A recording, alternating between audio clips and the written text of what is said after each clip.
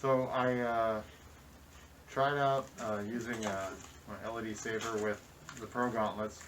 The big things I noticed is that there's definitely the finger functionality is definitely much higher than some of the bulkier, heavier, HEMA gloves.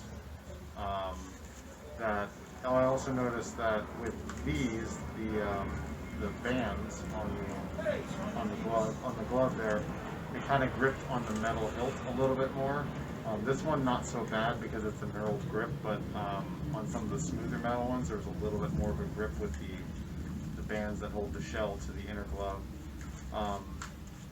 Mostly hits that I took, I didn't really feel much.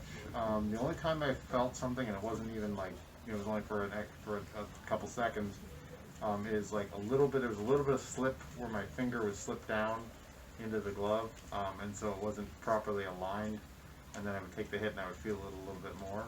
So there's a little slip in the fingers. That might be sizing related to my hand, but that was the only time like I felt that there was something off, and then it like hit a little bit more than you would think with this. But for the most part, hit-wise, I didn't have any issues.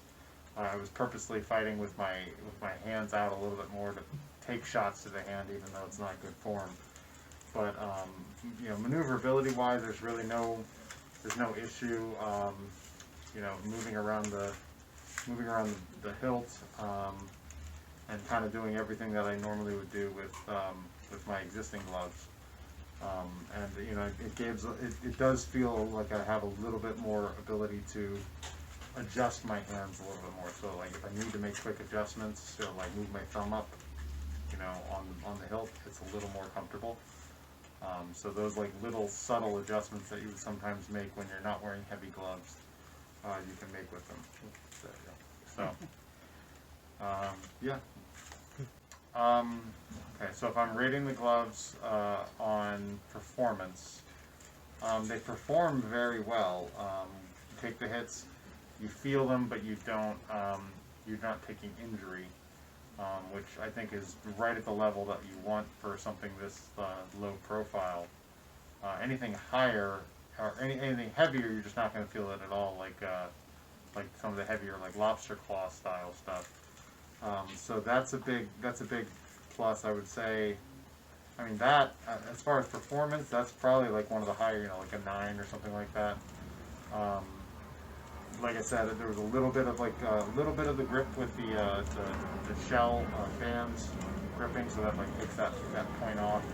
So if you're trying to do like more flourishy kind of things with this weapon, you might get a little bit of an extra grip. Then maybe over time that would degrade. Hopefully that would they wouldn't have any durability problems. But talking about in terms of fit, these are about the right size for me.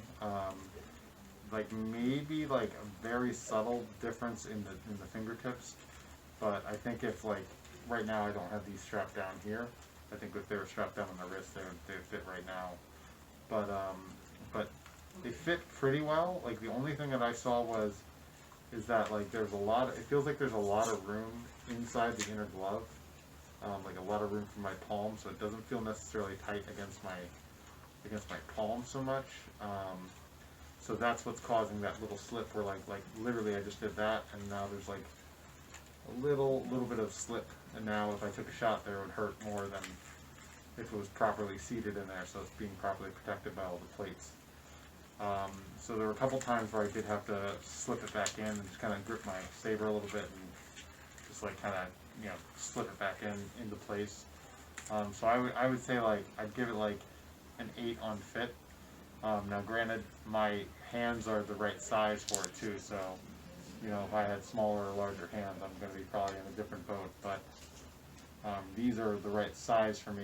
It seems like with the leather glove, there's a little bit of stretch to it. I don't know if that's intentional, just because of the nature of how much you're moving and working with the shell. But it seems like that seems to cause the finger slip a little bit, at least in my experience.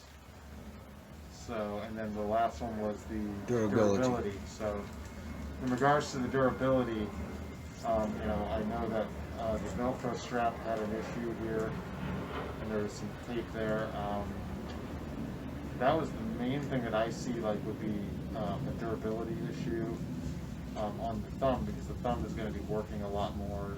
So the Velcro is not going to necessarily hold up. The different options for the thumb would be the main thing.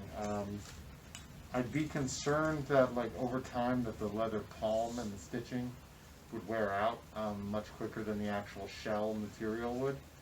So I don't know how replaceable the inner glove is with the shell, but I would be concerned that the stitching, because I can kind of see like the wear points on it just bending a little bit.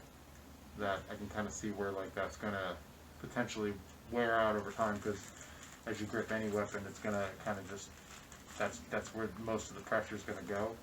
So it seems like right along the palm and everything in here. Okay. So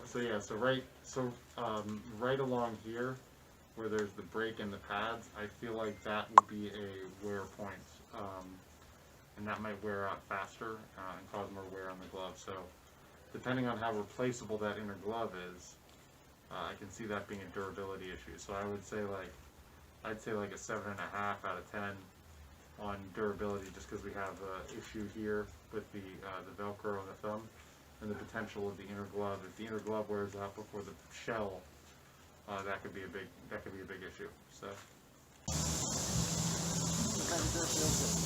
Yeah, that one got my fingertips outside of the cell. Something's not right with something. No, it shouldn't. I mean, other than me being disturbed by not having my saber on.